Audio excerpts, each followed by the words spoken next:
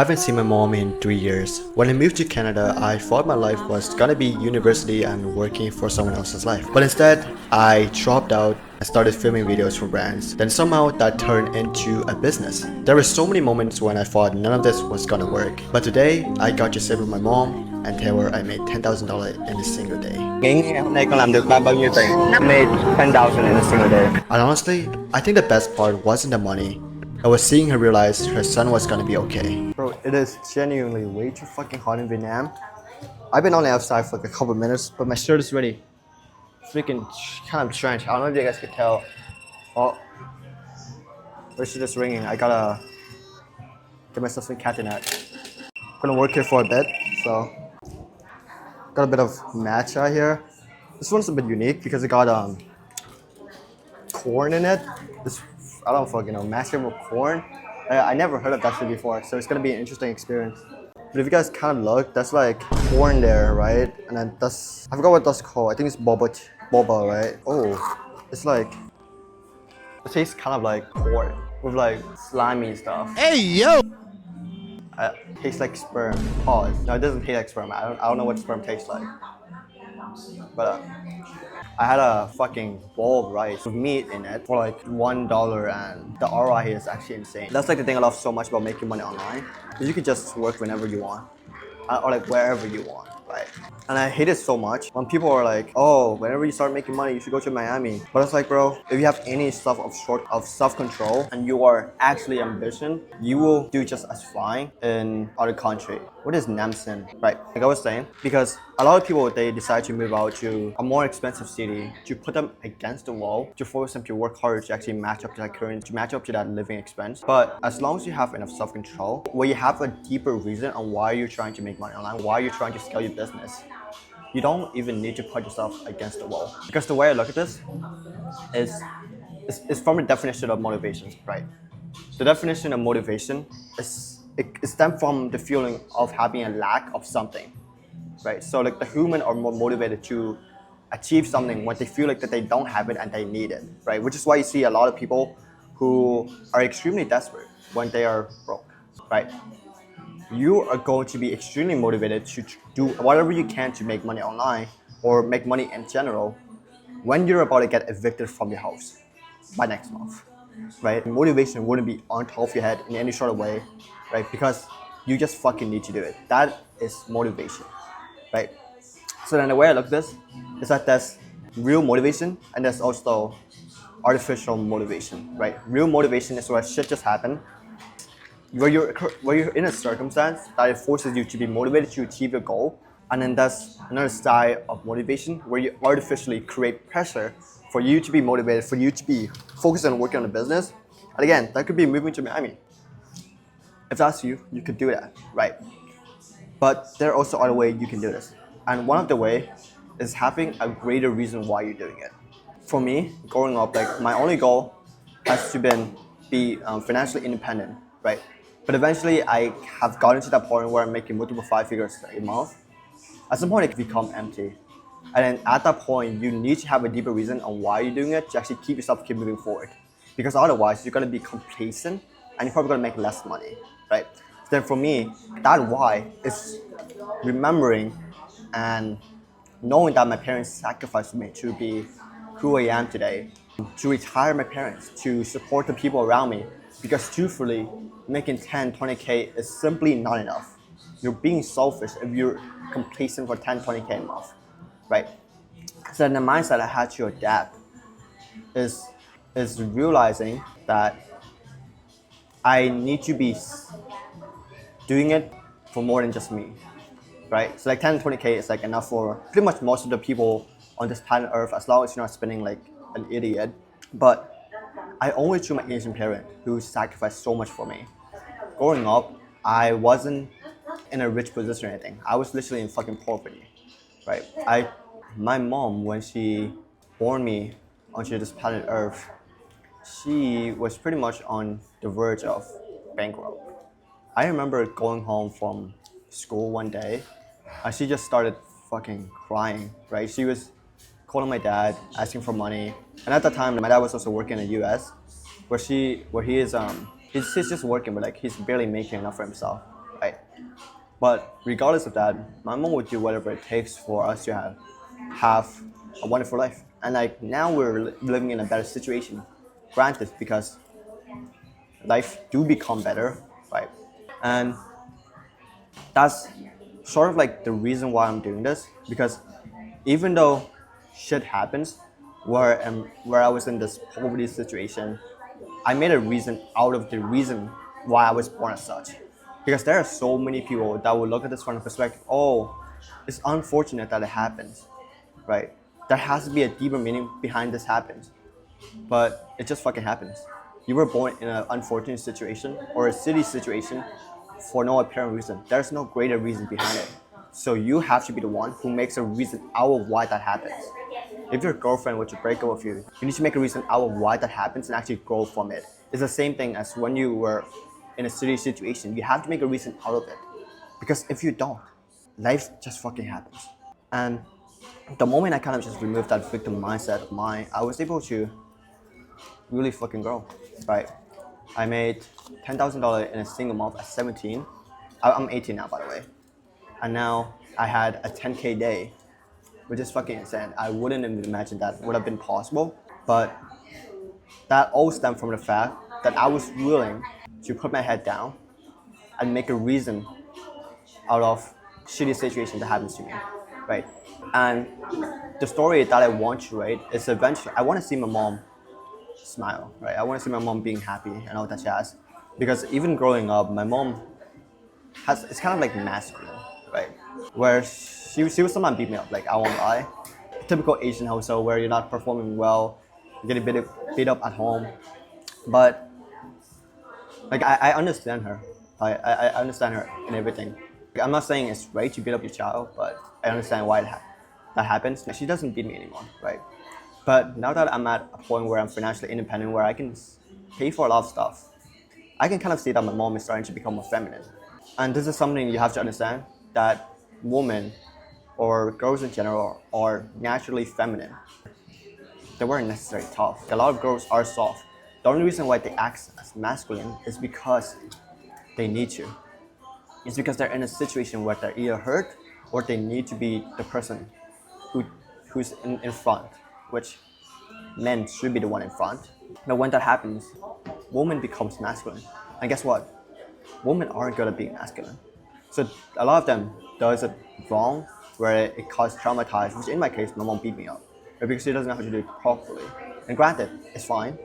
Women aren't supposed to be masculine anyway. They can be independent, right? Now I'm not, masculinity and independent are different things, by the way. But with that being said too, man, you have to realize that the reason why a lot of shit happens to you early on, or even now, happens for no reason. It literally just happens for no reason. So you just have to be the one who gives a reason to it, right? Okay, this is going on for too long. I'm gonna start working now. The boba is stuck between my straw and I can't suck it out. I can't even use this straw anymore. What is this bullshit, bro? Right, boys, we just finished up for our YouTube video. It's looking mad clean. I just realized, why do I look so jacked? Oh my gosh, is that like...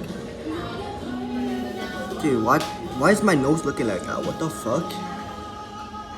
So I asked ChatGPT to fix up my face, and bro, who even is this guy? Bro, like look at him, and now look at me. Who is this Asian guy, bro? Like bro is mugging me. Bro, he has no acne, he doesn't have any fucking pimple. Alrighty, your boys just finished up some new work and I received a couple messages for UGC deals and I want to show you guys it. So the CMO of Launchpad, Richard, reaches back to us for a Launchpad UGC program and they would love me to join. I already booked an onboarding call, but that's going to be very interesting. So the Launchpad program is about 2.35K per month, which is not that bad at all. This is kind of like their program right here is $45 per base video, and also bonus based on how the video perform. Now usually I don't take deals that are below $250 per video, but these type of program are an exceptional. The main reason why I make them an exceptional is because these type of content are first of all low effort to make, and they're more focused on getting more users, getting more referrals, getting more views, which is, by the way, a lot easier than creating high quality content. They also give out a shit ton of bonus, which is a plus on top of what they give. And we also recently had a company from Bloom reaching out to me about mini chat. And they initially was gonna pay me $180 for it, but I managed to negotiate. Right, I'm gonna kind of break down how I was able to make from $180 to like 2x the price, right, or even more, right? So the first thing I do is I ask them, what would a UGC be used for, right? The entire point of doing this is you're trying to get clarity on what you get out of the UGC, so that way you can anchor the value that they're trying to get to the value that you provide. And even now, I'm not even doing UGC full time right now. I'm using that same skill that I learned from UGC to my own personal brand, to running my own business, and I'm making so much more. I had a 10K day, and I'm making 30K month. The only reasons why that is possible is I focus on developing the skills necessary rather than skipping the step, right? Because I can go on and on about how you can position yourself, how you can charge a high rate, how you can negotiate, how you can pitch. But none of that truly matters if your content is shit. So my biggest piece of advice for anybody out there that is doing UGC, trying to make money online, is to develop a skill to the point it becomes unreasonable that you are not being paid for it. You need to make it unreasonable for you not to succeed. And that is by developing a skill in the market that is desired for. Enough ranting. I'm gonna move on now. Now let's go take some photos. Now, when it comes to taking photo, there are a couple things I want to talk about. Right, first of all, is the lighting. Right now, the lighting here is not bad. Where light is shining on my face, where there's contrast between the background and me. This right here is good lighting, right? Where there's light on my face, where it's slightly dark in the back. If I were to move like somewhere over here, right, this lighting here actually is not that bad. But okay, let's say this lighting here is shit, right? Because my face is not not lit up at all, and you can kind of barely see my face. You also look kind of job when there's like not enough light on your face, and also the background is kind of messy. So what I do is I want to first find a background that is first of all clear, and second of all, the lighting there is good, right? So we're gonna find it right now. Right, it's like right here. It's kind of like the bamboo-ish. I don't know what those are called, but like, that is okay. But I'm gonna be more intentional with the photo I'm taking. So right here, that thing looks pretty good, right? But the problem with taking a photo here is again the lighting, right? So right now, there's absolutely no light that is going to be dim up. So the photo here would be, what's the word called? It's gonna be overexposed. So I have two options, right? I can either lower down the exposure, or I can just find a better spot. In this case, I'm just gonna find a fucking better spot. Bro, I used to be like scared shitless whenever like I start to film in public. I have a fucking tripod right here. But it's like a lot of people like they're scared like showing them something in public, to like filming in public, bro. But like it's not a confidence problem. It's an issue of repetition, or the lighting is dog shit here. But like it's not a problem with confidence. It's mainly a problem of you not trying enough. You have to understand that there's no such thing as hard and no such thing as easy. There's only familiar and unfamiliar, right? Some people's standards are so high that what is difficult for you is easy for them. And they didn't get there by being confident. They get there by doing uncomfortable shit and raising their standard. So whenever someone just tells me that, oh, I can't film in public, I'm scared of showing myself online, I'm not confident enough, bro, you're a fucking pussy. I'm not gonna sugarcoat it. It's just how it is. You just haven't tried enough. You just haven't pushed out of your comfort zone enough to raise that level of standard. And that is how you grow as a person. This space right here has the perfect lighting, right? Because not only is my face like well lit up, but the background is somewhat contrasting. Now this is like the perfect lighting for filming content wherever you want. Whether it be a vlog, whether it be a talking head, this right here is the good lighting, right? So I'm gonna set up a picture right. I'm gonna take a picture. It's gonna be me working on a laptop. I'm so performative. If you're in the entrepreneur game, you're doing UGC and you're trying to make money online, it is so important that you shift your frequency to a higher level, where you're operating at a much higher level. So something that I've been doing with all my clients and also myself is we intentionally create artificial pressure for us to operate at a higher level. Now, what I mean by this is you're putting yourself in a situation, or you're intentionally comparing yourself to someone who's slightly ahead of you to motivate yourself to act at to operate at a higher level. For example, in our community server win, every single time that one of my clients get a win, I post it in the win channel and I tag the person who is behind. Right? It's like, for example here, I pinged Ryan and told him that Owen is on track for 4.5k month. Send a screenshot. Like obviously I can't show you guys the brands that I'm working with, right? Because that's you gotta show my community for that. But doing this, it's gonna put Ryan in a position where he feels like he's behind. And when someone feels behind, they have a reason to catch up. And it's the exact reason why we have some people like Nikki, who's hitting 5.7k month in like the first 60 days, right? And Ryan again, like dot dot dot. It's just the environment that we're creating that makes everybody operate at a higher level, right? So like Owen used to make more than Nikki, but now Nikki's making more than Owen. Now Owen needs to step up his game, right? Like Ryan used to make more than both of them, but now he's making less, right? So now like Ryan is fucking behind, so you gotta catch up. And it's the same thing for me. I'm investors who are ahead of me to be in a community where everybody is doing so much better than me. So that way I can be the smallest fish in the pond, right? I forgot the word, but it is so important that you shift your frequency, especially when you guys are also helping each other. When you guys are intentionally trying to raise the level of standard that you're all having, right? That is the type of environment that every single successful person has had in the past, right? I wouldn't be in the position where I am today if I never raised my standard, if I never removed that victim mindset, if I never shifted my frequency. So it is so important that you do such, right? It's gonna rain soon. I'm gonna go to a different cafe and film some video. See you guys there. Or even the self-improvement niche or industry, journal your day. Like I think you don't have to do it on books, but you should always journal your way in some sort of way.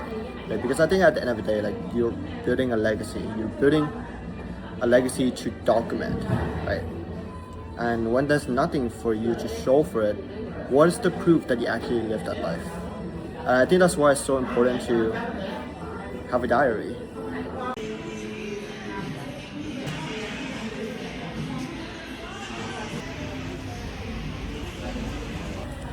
Wait, so the weather just started raining. Fucking bitch. I gotta stay here for a bit now. I may as well just film some content here, but man, it's actually raining. Yo, it's fucking raining, bro. Are we serious right now? I guess I'm gonna film video later. Let's cook. Is this face fat? Oh my gosh. I gotta cut down. Wait, we just finished up doing some back. It's time for some flexing, baby.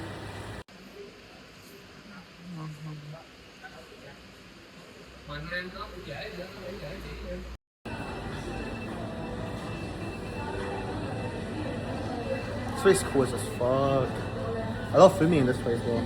It's like, it gives off that premium vibes, or like luxurious.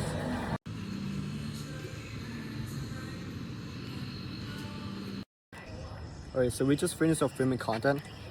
I'm gonna bike and go get lunch, even though it's fucking 5, right? This is the second meal of the day. Yeah. Easiest way to get lean. Just fucking be addicted to working.